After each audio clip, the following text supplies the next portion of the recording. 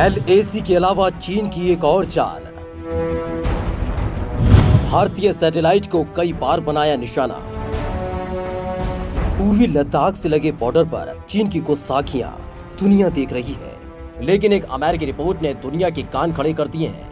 ये भारत के लिए भी बड़ी बात है, क्योंकि रिपोर्ट बताती है कि चीन केवल भारत की जमीन ही नहीं, सैटेलाइट्स को भी निशाना बनाना चाहता है।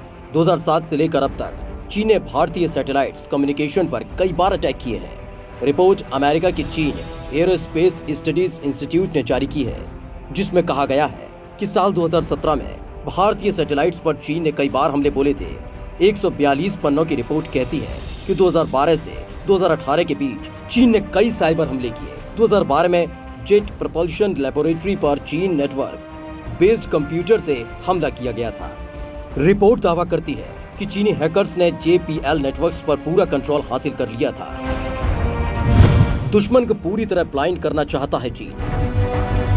भारत ने अंतरिक्ष में किसी दुश्मन से निपटने के लिए जरूरी एंटी सैटेलाइट मिसाइल तकनीक पिछले साल हासिल कर ली थी। अब दुश्मन देश के सैटेलाइट्स को नष्ट करने की क्षमता भारत के पास है, लेकिन CASI की रिपोर्ट बताती है कि चीन के पास बहुत सारी काउंटर स्पेस तकनीकें हैं जो दुश्मन के स्पेस सिस्टम्स को जमीन से लेकर जियोसिंक्रोनस ऑर्बिट तक निशाना बना सकती हैं। इनमें डायरेक्ट एसेंट, काइनेटिक किल व्हीकल यानी एंटी सैटेलाइट मिसाइल, को orbital satellites, direct energy weapons, jammers और साइबर क्षमताएं शामिल हैं। CASI एक थिंक टैंक है जो अमेरिका के गृह मंत्री, air force chief, space operations chief और अन्य वरिष्ठ अधिकारियों को एक्सपर्ट रिसर्च और एनालिसिस मुहैया कराता है। CASI ने पेंटागन की ताज़ा रिपोर्ट का भी जिक्र किया है, जिसमें कहा गया है पीपल लिबरेशन आर्मी ऐसी तकनीकें डेवलप कर रही है जिसका इस्तेमाल चीन दुश्मन को अंधा और बहरा करने में कर सकता है। साल 2019 में Carnegie Endowment for International Peace ने एक रिपोर्ट जारी की थी। इसमें कहा गया था भारत ने एंटी सैटेलाइट इंटरसेप्टर्स का प्रदर्शन तो किया है, लेकिन चीन के पास ग्राउंड स्टेशंस ने घातक साइबर हमले करने की क्षमता है, यानी सिस्टम को करप्ट या हाईजैक कर चीन अपने दुश्मन के स्पेसक्राफ्ट या सैटेलाइट को कंट्रोल कर सकता है। रिपोर्ट कहती है चीन ने ग्राउंड, एयर और space based radio frequency jammer develop करने में निवेश किया है, जो अपलिंक्स, डाउनलिंक्स और क्रॉस लिंक्स को टारगेट करते हैं। इसरो ने कहा हमारे सैटेलाइट पूरी तरह से सेफ। इसरो के एक सीनियर साइंटिस्ट के मुताबिक साइबर खतरे तो रहते ही हैं, लेकिन ये तय नहीं किया जा सकता कि इन हमलों के पीछे कौन है। हमारे पास ऐसे सिस्टम हैं जो अलर्ट कर देते हैं, और मुझे नहीं लगता कि हम पर कोई हमला सफल हुआ है। चीनियों ने कोशिश की होगी मगर फेल हो गए। इसरो के चेयरमैन के सिवन ने भारतीय ग्राउंड स्टेशंस पर ऐसी किसी खतरे की जानकारी से इनकार किया है। उन्होंने कहा खतरा सिर्फ भारत को नहीं, हम सुरक्षित हैं। उन्होंने कहा कि भारत का अपना स्वतंत्र और आइसोलेटेड नेटवर्क है जो पब्लिक डोमेन में नहीं है। सैटेलाइट के जरिए कैसे लड़ी जाती है लड़ाई? दोस्तों, आज की टेक्नोलॉजी इतनी एडवांस्ड है कि किसी देश से युद्ध करने के लिए गोला बारूद के इस्तेमाल की जरूरत नहीं। एक कंप्यूटर के जरिए किसी भी देश को आसानी से पंगु किया जा सकता है। हर देश संचार, मौसम, शिक्षा और बहुत सारी चीजों के लिए सैटेलाइट्स का इस्तेमाल करता है। अंतरिक्ष में तैरते इन सैटेलाइट्स का कंट्रोल हैकर्स अपने हाथ में ले सकते हैं। भारत के लिए भी साइबर हमले चिंता की बात है, खास तौर से तब जब चीन के साथ सीमा पर बेहद तनावपूर्ण स्थिति है। भारत के अलावा अमेरिका, रूस और चीन ने ही ASAT मिसाइल के सफल टेस्ट किए हैं। भारत ने पिछले साल मिशन शक्ति के तहत ASAT का टेस्ट किया था। आमतौर पर ASAT मिसाइल में एक किल व्हीकल होता है जिसका अपना गाइडेंस सिस्टम होता है। मिसाइल जैसे ही वायुमंडल से बाहर निकलती है, किल व्हीकल अलग हो जाता है और टारगेट की तरफ बढ़ता है। किसी विस्फोटक की जरूरत नहीं पड़ती, क्योंकि उसकी रफ्तार ही सैटेलाइट के टुकड़े टुकड़े करने के लिए काफी है।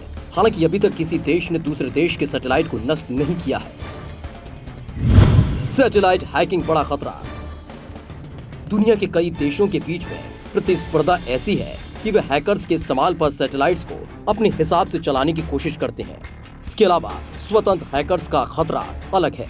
इसमें हैक कहां से हुआ ये पता लगा पाना बेहद मुश्किल होता है। हैकिंग के बाद सैटेलाइट्स को बंद किया जा सकता है, सिग्नल जैम किए जा सकते हैं। कुछ सैटेलाइट्स में स्पीड कम ज्यादा करने के लिए थिएटर्स होते हैं। अगर हैकर्स ऐसे किसी सैटेलाइट को कंट्रोल कर लें तो भयंकर नतीजे हो सकते हैं।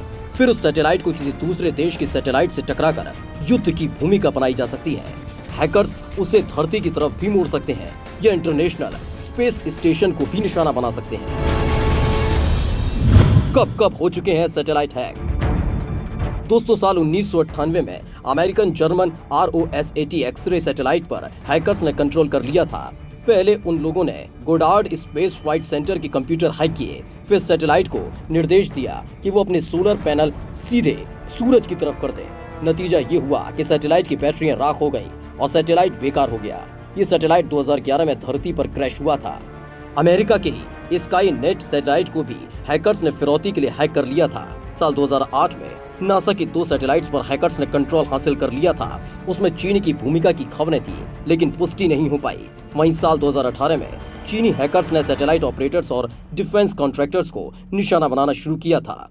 चीन ने हैकिंग के काम में नॉर्थ कोरिया के हैकर्स को भी साथ में लिया हुआ है। इनका मकसद किसी देश के प्रमुख सैटेलाइट्स को उड़ाने या कंट्रोल करना होता है, जिससे उसकी पूरी व्यवस्था को पंगु किया जा सकता है। फोन, इंटरनेट, टीवी, रेडियो, हर तरह के इलेक्ट्रॉनिक कम्युनिकेशन के लिए सैटेलाइट यूज होते हैं। सेनाएं भी सैटेलाइट्स के डेटा पर बहुत ज्यादा निर्भर होती हैं। यानी अगर किसी देश की सैटेलाइट्स को टारगेट किया जाए तो उसकी पूरी संचार व्यवस्था ध्वस्त की जा सकती है। अगर एक देश के सैटेलाइट को हैक कर दूसरे देश के सैटेलाइट से टकरा दिया जाए तो उन 2 देशों के बीच युद्ध की भारी संभावना बन सकती है।